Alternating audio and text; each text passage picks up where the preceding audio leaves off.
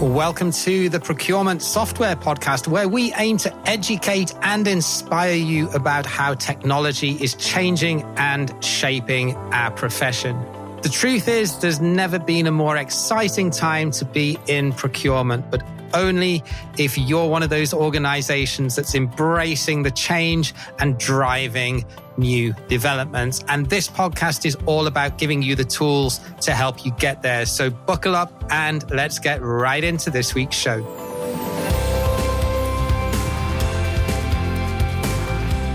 Hey there, ProcureTech fanboys and fangirls. Welcome back to the show.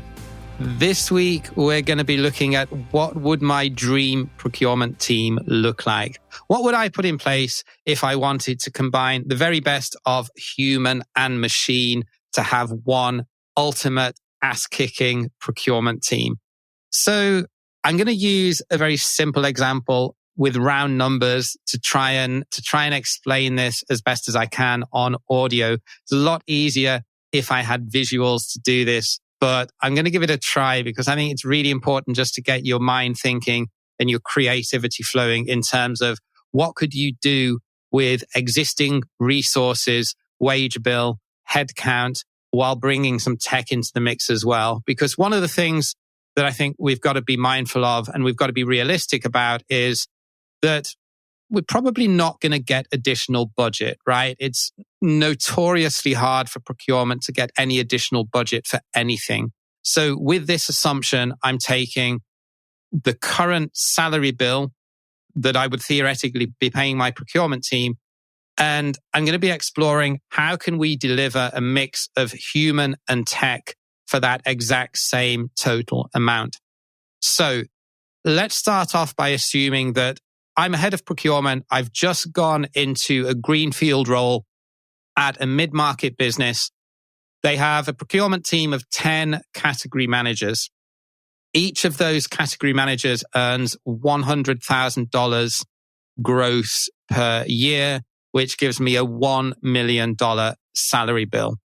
Now, yes, I'm taking round numbers here, and I know that in different markets, procurement salaries and wages are potentially higher or most probably lower than this. Take whatever number you want to put in this space and work with that if you want to do your own calculations. But for this, I'm just going to use round numbers to keep it simple. Let's assume for this purpose that this is the total wage bill.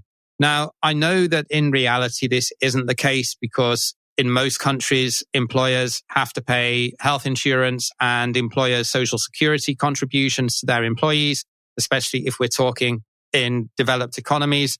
But like I say, we're keeping things simple just for the purpose of enabling us to stay on track without any visual aids here. So what would I do differently? How would I take this category management team of 10, each on $100K a year, and how would I spend that $1 million budget differently? Well, first of all, I think we need to tackle the problem head on that there's a lot of waste often in how the typical category manager spends his or her day. And what do I mean by that? Well, typically between a third to half of a category manager's time is spent on non-value added activities. So to get them working more efficiently, and let's not forget, they're still going to be the backbone of the team, right? We're not going to get rid of category managers. We need to offload a lot of the stuff that they shouldn't really be doing on that salary and with their experience. These are knowledge workers. They're highly qualified, very effective team members that can deliver a lot of value if you can just free up a lot of their time and eliminate a lot of the noise that they get dragged into every single day. So how do you do this? Well, the first thing that I'm going to do is I'm going to reduce the number of category managers from 10 down to 5. Let's assume that they maintain the same salary. So they're going to continue earning 100K. You could, of course, make the argument that if you pay them a little bit more, you're going to get better people. I fully accept that you have to compensate people adequately to get the A players in your team. But for this example, and to keep things simple, I'm going to assume that they maintain their 100K salary. So I'm going to have 5 category managers paid 100K. So that's $500,000. So that's half of my $1 million wage bill or total budget. Right. So how am I going to spend the other half? instead of category managers, I'm going to have one procurement business partner. Now, procurement business partner is, if I get a pretty senior person, they're probably going to be on roughly the same salary as a category manager. These are going to have to be very good communicators. They're going to be very good at stakeholder management. They're going to be very good at navigating office politics and different areas, different business units around the company. So I'm going to need a pretty well qualified and an experienced person to take this role. So I'm going to assume that this person is going to earn the same salary as my 5 category managers with 100K. So 5 category managers, 1 procurement business partner, 600K spent so far. Good. Okay. So now let's move a little bit away from procurement roles and how else am I going to staff my team? So I'm going to have 1 data scientist because data is the new gold. Anyone's used Amazon.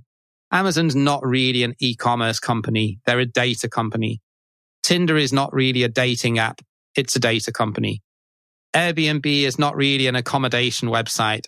It's a data company. So if you want to be playing with the best, you need a data scientist in your procurement team. And data scientists aren't cheap. So I'm going to assume here that the data scientist is going to cost me 150K, so 50K more than the category manager and the category managers and the procurement business partners. So now I've spent 750K of my budget. Got 5 category managers, 1 procurement business partner, and 1 data scientist. So what next? Well, I'm going to need an analyst because if I'm going to be taking work away from category managers, then I need more of a maths and a statistics and an Excel-y type person that can really analyze that data for some of the stuff that doesn't necessarily need a data scientist with Python programming capability, but does need a good, solid, full stack Excel, someone that knows formulas and all of the different ways to present and structure and slice and dice data within Microsoft Excel or any other spreadsheets app for that matter. A data analyst typically is probably not going to cost as much as a procurement category manager. So I've assumed that this data analyst would cost 75K. So we've already got now a procurement business partner, a data scientist and an analyst on my team, which are going to be doing a lot of the grunt work that category managers typically should not be involved in. And I've now spent $825,000 of my $1 million budget. 5 category managers, 1 procurement business partner, 1 data scientist, and 1 analyst. So what next? Well, we've still not touched on the fact that there's an awful lot of admin work that category managers get bogged down in. And well, I don't really want my data scientist, my procurement business partner, or indeed my analyst to be doing a lot of that work.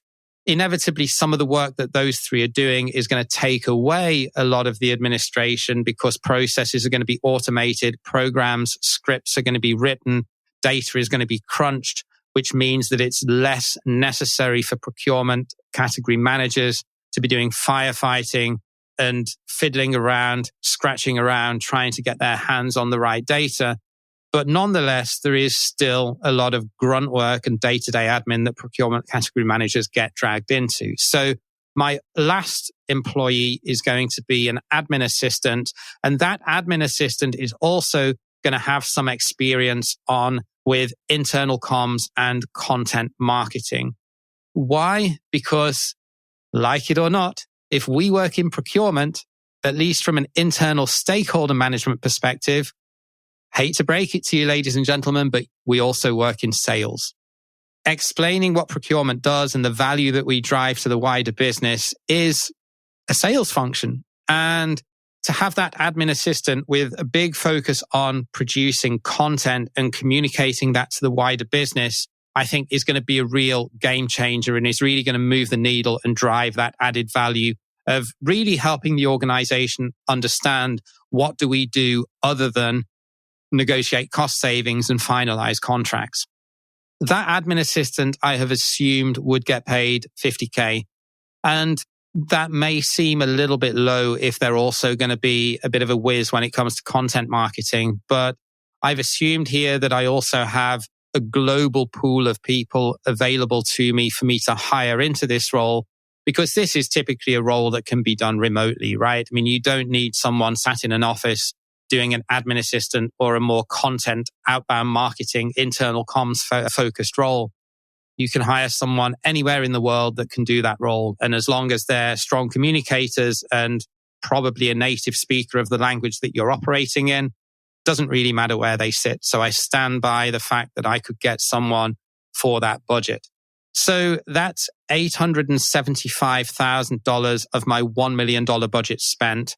And I have 9 employees within that mix, 5 category managers, a procurement business partner, a data scientist, an analyst, and an admin assistant. That's 9 in total, whereas previously I had 10. So I'm now saying that I'm cutting the team from 10 down to 9, but we've got a much more interesting mix in there to get a more productive set of work and tasks done with a little bit less resource. How am I going to augment this resource to be able to compensate for the one head that is missing from my previous team? Well, I'm going to invest in some tech, pretty unsurprisingly, given the name of the podcast and why you're listening to this. So the remaining $125K that I'm going to allocate is going to be on procurement technology. Now, you could spend this in a whole range of ways. And I'm not going to speculate what I would spend it on here, although I would say probably the first thing that I would do would be to get some spend analytics in place. And then the second thing that I would look at, let's get the basics right first, would be cleaning the data and having some P2P software in place so as we can automate and enable stakeholders to self-serve with a lot of their day-to-day requirements and tail-end spend. Because if we can remove, looking at the whole 80-20 principle, if we can remove a lot of the noise that category managers are getting dragged into, along with these other roles that I've got in my team now, I'm enabling them to focus on a lot more strategic work. So I think my personal preference is I would do spend analytics and I would do P2P first. And then I would perhaps look at some of the more advanced sourcing, advanced technology that's out there, perhaps something more towards sourcing or contract management as a next step. What could your budget actually buy in terms of what those different applications do? Well, I'm going to leave this one on a bit of a cliffhanger, and we're going to tackle that topic in next week's episode. And next week's episode, we're going to drill down into what can different types of budgets buy you for different type of procurement tech applications. We'll take a budget that's more geared towards SMEs. We'll take a more typical mid-market software budget, and then we'll also look at what can an enterprise budget get you. So if you're curious to know what that could buy, don't forget to tune in next week and we will tackle that then. Until that time, take care wherever you are. Thank you again for listening. Please do give us a review on Apple Podcasts or go to LinkedIn and like the Procurement Software LinkedIn page. It does help us to reach more people and get more awareness out there of the podcast and the other content that we produce. So big thumbs up if you're able to do that. Thanks again. Catch you again next week, and bye for now.